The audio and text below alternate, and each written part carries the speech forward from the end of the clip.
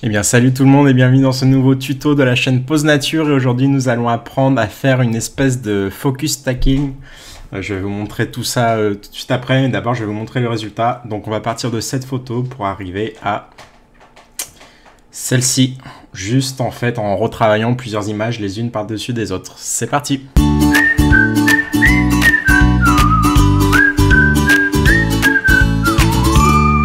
Donc alors tout d'abord, pour tous ceux qui ne connaissent pas ce que c'est le focus stacking, en fait c'est une technique qui est énormément utilisée en macro-photographie, mais à des rapports supérieurs à 1, à des rapports supérieurs à 1. En fait, le problème en macro-photographie, c'est qu'on a une très très faible profondeur de champ. Et alors certains ont développé une technique qu'on appelle le focus stacking, qui consiste à photographier la même photo en changeant petit à petit la mise au point pour avoir en fait le sujet net sur une très grande profondeur de champ, ce qu'on ne peut pas avoir sur une seule photo, parce que plus on se rapproche de notre sujet en fait en macrophotographie, plus la profondeur de champ est minuscule. Donc ils ont développé cette technique là qui permet d'assembler plusieurs photos ensemble, donc avec différentes mises au point, et en fait l'assemblage va permettre de recréer une mise au point artificielle et d'avoir par exemple un insecte complètement net, ce qu'on ne peut pas avoir sur une seule photo. Alors ici j'ai pas fait vraiment un vrai focus stacking, parce qu'un vrai focus stacking il faut le faire avec un trépied, il faut être très très précis, il faut vraiment faire ça de façon très méthodique. Là en fait j'ai juste utilisé un outil dans Photoshop qu'on verra tout de suite après, et j'ai juste fusionné 3 photos. Donc vous voyez que si j'ouvre ici le dossier, on voit les 2 autres photos qui se trouvent ici. Donc on va passer directement dans Lightroom. On va fermer tout d'abord ça. Je vais vous montrer donc les 3 photos. Donc il s'agit de celle-ci. Donc j'en ai une ici, une deuxième et une troisième. En fait, quand je suis en macro-photographie, j'ai tendance à... Quand je prends un sujet en photo, j'ai tendance à déclencher plusieurs fois pour être sûr d'avoir une photo qui est au moins nette. Parce que c'est très compliqué dans l'œilleton de voir la mise au point tellement c'est petit. Donc j'ai plutôt tendance à déclencher pas mal. Limite, il y en a qui se mettent en mode rafale justement pour vraiment assurer le coup. Ils vont déclencher 20 fois sur la même photo pour être sûr que dans le lot, il y en ait une au moins qui soit nette. Alors le problème ici, c'est que j'ai utilisé une profondeur de champ qui était vraiment minuscule. J'étais ouvert à f2.8, donc à ouverture maximale, parce que je voulais justement avoir ce flou d'arrière-plan. Je voulais vraiment avoir quelque chose de très très flou en arrière-plan pour bien mettre en avant le sujet. Alors le problème, c'est que je m'en suis rendu compte seulement après sur ordinateur, c'est que ma mise au point mon ouverture était beaucoup trop grande, ce qui fait que ma profondeur de champ était vraiment minuscule, et sur les 3 photos que j'ai tirées, j'ai aucune qui permet d'avoir l'animal net sur à peu près tout son corps. On voit par exemple ici je suis net sur les yeux, mais j'ai perdu complètement la netteté sur le corps. Les pattes pareil, même si elles sont un petit peu nettes. J'ai ici par contre les pattes qui sont vraiment bien nettes. On a une belle netteté sur les pattes, on a un petit peu le corps, et par contre on a la tête qui est complètement perdue dans le flou. Donc il m'est venu l'idée, je me suis dit c'est quand même dommage, parce que j'ai 3 photos qui sont pas exploitables, mais peut-être qu'en les assemblant ensemble on pourrait avoir quelque chose d'un peu plus sympa. Et donc j'ai pensé tout de suite au focus stacking. Alors je me suis dit forcément avec 3 photos on va pas avoir un résultat énorme, mais au moins ça va nous permettre de sauver ici cette séance photo. Donc on va rentrer dans le vif du sujet. Tout d'abord je vais vous montrer la retouche. On va faire quelque chose de très très simple. Alors c'est important d'avoir la même retouche sur les 3 photos. Donc je vais vous montrer tout d'abord comment faire ça. On va d'abord retoucher ici celle où il y a l'œil net. Je vais partir comme base la photo où l'œil est net, parce que c'est très important en macro et en animalier, et même dans n'importe quel sujet, en portrait ou peu importe le sujet. En fait la photo, il faut toujours avoir la netteté qui est faite sur l'œil. Donc je vais partir sur cette base, sur cette photo pour la base. Donc au niveau de la retouche, on va faire quelque chose de très très simple, je pense. Je vais d'abord tester en auto, voir si ça peut rendre quelque chose de sympa. Ça n'a pas changé grand chose. Je trouve que peut-être on est un petit peu trop rangé, donc on va baisser légèrement la température. Je vais augmenter le contraste. Peut-être rajouter de la clarté. Voilà, descendre la vibrance. Je vais augmenter les hautes lumières pour donner encore un petit peu plus de contraste. J'aime bien les taches dans le fond ici.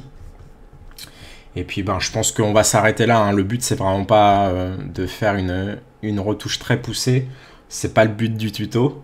Je vais peut-être juste augmenter un petit peu les ombres pour faire ressortir l'araignée comme ceci. Et puis ben, je pense qu'on va s'arrêter là. Donc maintenant pour appliquer les mêmes paramètres, on va pas s'amuser à refaire tout à la main, à noter tous les curseurs, les valeurs sur les curseurs. On va pas faire ça. On va tout simplement aller ici sur notre petite vignette et on va faire un clic droit, paramètres de développement, et on va copier les paramètres. Et vous voyez ici qu'on a bien tous les paramètres de sélectionner. Alors on peut en rajouter d'autres, par exemple suppression des défauts, les masques radio, les masques... et on peut rajouter d'autres trucs, mais là on va juste garder ce qu'on a fait comme retouche de base. Et donc là, une fois qu'on a copié, on va tout simplement aller sur la deuxième photo, paramètres de développement, coller les paramètres. On voit que donc on a bien la même retouche photo. Si on compare les deux photos, on a quelque chose de sensiblement pareil. Et donc on va faire ça sur la troisième. Donc paramètres de développement, coller les paramètres.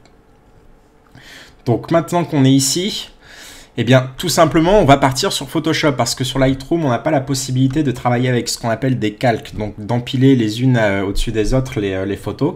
Donc on va aller directement dans Photoshop. Alors plutôt que d'exporter toutes les photos pour les réouvrir ensuite dans Photoshop, on va tout simplement ici sélectionner les trois avec la touche Shift enfoncée. Et on va faire un clic droit. Et on a ici, alors où est-ce que c'est modifié dans? Vous avez ici l'outil ouvrir en tant que calque dans Photoshop. Donc vous allez cliquer ici. Et ça va vous charger dans Photoshop. Alors ça dépend de votre ordinateur s'il est puissant ou pas. Ça peut mettre un peu de temps parce que les fichiers RAW sont assez lourds. Et donc, vous voyez ici que dans Photoshop, on a bien la photo qui vient, les trois photos qui viennent se rajouter. Donc, on a ici la deuxième qui vient de se rajouter, la troisième est en train de charger, vous le voyez avec la petite icône. Et donc, voilà, c'est fini. Maintenant, on voit qu'on a bien nos trois photos les unes au-dessus des autres. Alors, vous allez me dire, ok, on a ça, mais le positionnement n'est pas du tout pareil. Donc, si on cache les photos, on voit que le positionnement est pas du tout pareil. L'araignée est pas du tout au même endroit sur les trois photos. Alors, ce qu'on pourrait faire, c'est peut-être baisser l'opacité et venir repositionner à la main l'araignée. Mais c'est vraiment pas précis. Si on a ça à faire sur 5 ou 6 photos, c'est très compliqué d'avoir un alignement parfait. Donc, on va pas ici s'amuser à faire ça. On va utiliser encore une option qui est très utile dans Photoshop. Et je vais vous montrer tout ça. Il suffit de sélectionner donc les trois calques. Donc vous sélectionnez le premier avec la touche Shift, vous sélectionnez le troisième, ce qui vous sélectionne bien vos calques. Et on va aller ici dans Édition. Et on a un petit outil qui est vraiment magique. Et il est assez puissant. Alors il faut que je le retrouve. Voilà, alignement automatique des calques. Vous allez lancer ça et vous allez mettre en projection automatique. Normalement, ça devrait faire bien le job, sauf si vos photos sont vraiment complètement différentes. Ça va faire quelque chose d'un peu bizarre, mais ici, si vous avez des photos qui se ressemblent assez, qui sont très proches, vous pouvez mettre en automatique et cet outil est très puissant, vous allez voir. Alors, ça prend un peu de temps. Moi, j'ai la chance d'avoir un ordinateur qui est très puissant. Vous voyez que c'est déjà fini, mais sur les ordinateurs qui ne sont pas très puissants, ça peut prendre énormément de temps. Donc, on voit ici que Photoshop, en fait, nous a déplacé les calques pour les repositionner exactement au même endroit. On va voir, par exemple, si je décoche ici, on voit que mon araignée est, à chaque fois, sur les trois photos, elle a été très très bien repositionnée. Si on zoome ici, on va constater. Alors, forcément, c'est pas parfait parce que on avait, comme c'était pas photographié sur trépied, c'est possible que j'ai un peu changé l'angle de l'appareil photo. Donc, mais c'est vraiment très puissant parce que Photoshop arrive à replacer assez bien les photos. Je trouve ça assez bluffant. Alors par contre, on voit que pour replacer, il a dû recréer, en fait, il a augmenté la taille de votre document parce que il a fallu qu'il adapte en fonction. Donc on va déjà tout simplement recadrer notre photo pour supprimer toutes ces parties. Donc je vais la recadrer par exemple comme ceci pour avoir quelque chose qui ressemblait un petit peu à notre photo de base. Je vais pouvoir peut-être augmenter un petit peu. Je vois que j'ai un peu de matière aussi en bas. Donc voilà, on va maintenant cliquer ici et on voit donc qu'on a bien notre photo qui est bien redimensionnée. On n'a plus les bords perdus qu'on avait. Donc maintenant, ce qu'on va faire, eh bien, on va tout simplement faire un mix des 3 photos. Nous, ce qu'on veut, c'est donc garder, par exemple, sur cette photo qui est ici, on veut garder que les pattes qui sont très très nettes et un peu aussi l'abdomen. Sur cette deuxième photo, on va vouloir garder que la tête parce qu'on n'a forcément que la tête qui est bien nette. Et sur celle-ci, on va faire un mix. On voit ici qu'on a les pattes qui sont pas mal. On a celle-ci qui est plutôt bien. Celle-ci aussi qui est pas mal. Donc on va créer un mix comme ça de toutes les photos. Et pour ce faire, on va utiliser ce qu'on appelle des masques de fusion. Je vais vous expliquer tout de suite comment ça fonctionne. Je vais prendre un petit verre d'eau avant, parce qu'il a fait très chaud. Je sais pas chez vous, mais ici à Paris, il a fait 34 degrés. Donc je vais prendre un petit verre d'eau. Et puis c'est parti. Alors on va choisir une base. Encore une fois, on va utiliser une base et je vais partir sur celle-ci parce que c'est celle-ci qui est la plus intéressante. C'est celle où il y a l'œil qui est net. Donc je vais la placer en dessous. Et donc celle-ci, ça va être notre base. Donc on va rien effacer sur cette photo-là. On va juste avec les autres photos rajouter à celle-ci les éléments nets des autres. Donc pour ce faire, on va commencer par celle-ci et on va appuyer ici sur cette petite icône qui s'appelle masque de fusion. Et vous voyez qu'à côté, ça vous a créé un petit cadre blanc. Et si vous cliquez dessus, en fait, vous avez la possibilité de cacher. C'est vraiment un système de masque. Alors, c'est un petit peu compliqué à comprendre au début, mais je vais vous montrer ça tout de suite. On va cacher celle-ci. Pardon, j'ai fait un mauvais masque, justement. C'est sur celle-ci qu'on va faire un masque. Je vais cacher celle-ci pour vous expliquer un peu le principe. En fait, sur ces masques, vous allez pouvoir peindre en noir, en blanc et en nuances de gris. Et le principe de ces masques, c'est que si vous avez la touche noire sélectionnée, en fait, le noir va vous faire disparaître les parties que vous peignez.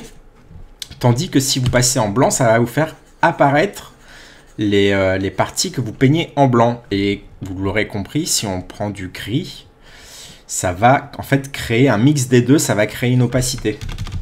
Alors, on ne le voit pas forcément ici, mais si on met un calque en dessous, hop, un calque de couleur, par exemple, un couleur rouge, voilà, que je passe en dessous, vous voyez que ça me crée en fait une opacité. Je vais vous remontrer ça. Si on met donc du noir ici, on a bien notre couleur rouge qui s'apparaît en dessous. Mais si on met par exemple un gris très clair, eh ben, ça va nous créer un masque et ça va nous faire une opacité, ça va nous créer un trou d'une opacité de la valeur de gris que vous avez sélectionnée. Donc on voit par exemple ici le rouge en dessous est très très pâle parce que ben, votre photo qui est au-dessus reste quand même très opaque. Donc les masques de fusion dans Photoshop fonctionnent comme ça. Donc vous peignez en noir pour cacher les parties que vous ne voulez pas et vous peignez en blanc les parties que vous voulez garder. Donc on va supprimer ça. On va supprimer le masque de fusion pour repartir sur quelque chose de propre. On va d'abord afficher la photo d'en dessous. Et puis ben, ce qu'on va faire, on va garder donc les parties qui nous intéressent. Donc pour ça, on va remplir ici notre calque en noir pour tout cacher. Et on va venir peindre en blanc pour afficher les parties qui nous intéressaient. Donc on avait vu qu'on avait ici les pattes qui étaient assez nettes. Donc je vais peindre. Alors oui, par contre, je travaille avec un stylet. C'est beaucoup plus pratique de travailler quand on peint sur Photoshop avec un stylet. Je vous invite, si vous comptez vraiment vous lancer dans la retouche photo, à investir dans des tablettes. Il y a des modèles, de base qui coûtent pas très cher. Ça va coûter une 50aine d'euros. Au niveau de la marque, je vous conseille Wacom, c'est vraiment le leader dans les tablettes graphiques, c'est de la qualité, même les modèles de base sont largement suffisantes. Je pense que pour 50 euros, on peut tabler sur des bonnes tablettes. Je vous mettrai des liens en description de la vidéo, mais c'est vraiment très pratique hein, pour la retouche photo. Si vous comptez vraiment vous mettre là-dedans, investissez, ça sera très utile. Donc là, on voit par exemple que ici, ben, si on fait apparaître la partie de la photo, on voit que c'est beaucoup plus flou que la photo qui est en dessous. Donc on va pas ici faire apparaître la photo, ici non plus. On constate qu'on a l'abdomen de l'araignée qui est sur notre photo, donc un petit peu plus net. Donc je vais le faire aussi apparaître, voilà. On a bien les pattes qui sont bien nettes. Est-ce que cette partie... Non, bon, c'est à peu près pareil, donc on va pas y toucher. Ici, voilà, on a gagné ici un petit peu de netteté aussi au-dessus de l'abdomen. Et par contre, la tête, vous voyez, si je fais apparaître la tête, on voit que c'est beaucoup plus flou. Donc, on va pas garder ici cette partie-là. Et déjà, vous voyez que avec l'ajout d'une seule photo où on a fait apparaître les zones qui nous intéressaient, on a quand même pas mal gagné sur les pattes. On voit quand même la différence. C'est assez flagrant ici. On a bien les poils qui apparaissent. On a beaucoup plus de netteté. Et donc maintenant, on va faire pareil sur la troisième photo. Donc je vais rajouter pardon, un calque de fusion. Et on va voir ici, avant de tout masquer, on va jouer comme ça avec notre outil œil pour faire apparaître. Et on va essayer de voir ce qu'on peut encore améliorer. On voit par exemple ici qu'on a les pattes qui sont encore plus nettes que la deuxième photo où on avait les pattes plus nettes que la première photo. Donc on voit qu'on peut rajouter encore une étape au-dessus. Donc on va voir si on n'a pas autre chose. Je pense qu'aussi au niveau de l'abdomen, on est un petit peu plus net. Vous voyez ici, on a les poils qui ressortent bien. Donc on va essayer de mixer ça comme ça. Donc on va repartir là-dessus. Je vais donc remplir mon masque de fusion tout en noir pour tout cacher. Je vais bien le sélectionner, j'étais pas en noir. Donc là, je cache tout. Et maintenant, on va utiliser ici la couleur blanche pour faire apparaître les parties nettes qu'on voulait. Donc on avait vu qu'il y avait ici qui était intéressant. Voilà, comme ceci. Donc là, vous voyez, c'est beaucoup plus flou. Donc je vais repasser en noir avec la touche X. La touche X permet de, vous voyez, de passer du premier plan au deuxième plan. Donc c'est beaucoup plus simple. C'est beaucoup plus rapide. Donc on va faire réapparaître ici le bout de notre patte. Non, je vais le faire disparaître justement. Je me suis trompé. Et là, on va faire apparaître. Faut y aller à tâtons. Faut vraiment y aller à tâtons. Faire attention. Hop, ici. Oui, on est un petit peu plus net sur cette partie, mais sur cette partie-là, la photo d'en dessous était plus nette. Donc, on va garder la photo d'en dessous. Et donc, on va revenir travailler l'abdomen. On voit qu'on gagne vraiment plein de détails au niveau des poils ici. Même au niveau de l'abdomen, on est bien plus net. Là, voilà, on a tous les poils qui sont ici. Alors, n'hésitez pas à zoomer pour aller dans le détail. Mais on voit ici qu'on gagne de la netteté. Ici aussi. Hop. Hop. La patte en haut, ça change pas grand-chose. Ici, non. Donc, je vais recacher un petit peu.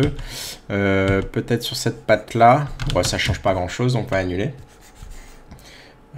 Sur la tête, c'était vraiment la première photo qui était la plus nette. Il y a pas à chier, donc on va garder ça. Qu'est-ce qu'on a peut-être ici? Je sais pas si je suis allé. Non. Ouais, non, si on fait apparaître, non, ça va pas. Donc je vais repasser en noir. Hop, comme ceci. Et puis, ben, je pense que là, on est pas mal. On va voir l'avant-après. Donc, notre photo de base. On va rajouter la première photo pour voir la deuxième étape de netteté et la troisième photo. Je pense que ça fait plutôt bien le job. On va ici mettre les deux photos dans un dossier. Donc, je les ai sélectionnées toutes les deux et j'appuie sur le petit icône ici. Et ça me permet maintenant de faire disparaître les deux photos en même temps. Donc, on voit que par rapport à la photo de base, on a quand même gagné énormément de profondeur de champ. Alors, c'est pas vraiment de la vraie profondeur de champ parce qu'on fait pas un vrai focus stacking. Mais on a un peu cheaté, quoi. On a un peu triché le processus et on a gagné pas mal de détails sur les pattes, sur l'abdomen, et on a ici une photo qui est beaucoup plus intéressante. Alors certains diront que c'est vraiment de la bidouille et que c'est pas de la photo, mais si, c'est de la photo. C'est juste simplement que j'avais quelque chose en tête au moment de la prise de vue, et les conditions et l'erreur aussi que j'ai fait de mettre une profondeur de champ beaucoup trop petite ont fait que mes résultats n'étaient pas ce que je voulais.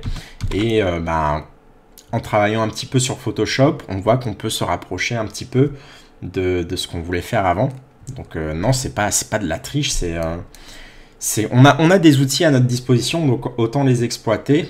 À partir du moment où on est honnête, si quelqu'un vient me demander si j'ai retouché cette photo, je lui dirai s'il me pose des questions sur cette photo, je lui expliquerai, bah écoute, oui, je l'ai retravaillé un petit peu pour avoir quelque chose qui me convenait plus.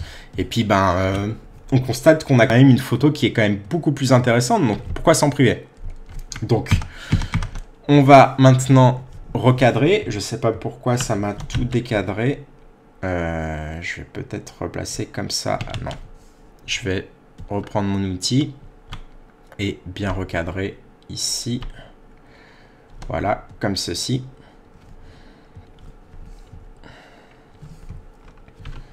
Entrée.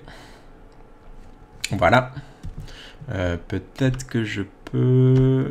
Non. Bon, écoutez, on va rester comme ça sur ce recadrage-là. Je pense que ça fait bien le job. J'espère que vous avez appris une nouvelle technique dans Photoshop. C'est vraiment cet outil, c'est hyper pratique, c'est hyper performant. Donc pourquoi s'en priver? J'espère que vous avez appris des choses, que cette vidéo vous aura intéressé. Si vous l'avez aimé, n'hésitez pas à la partager et à mettre un pouce bleu dessus. Et puis je vous dis à la prochaine pour un prochain tuto sur la chaîne Pose Nature. Salut tout le monde!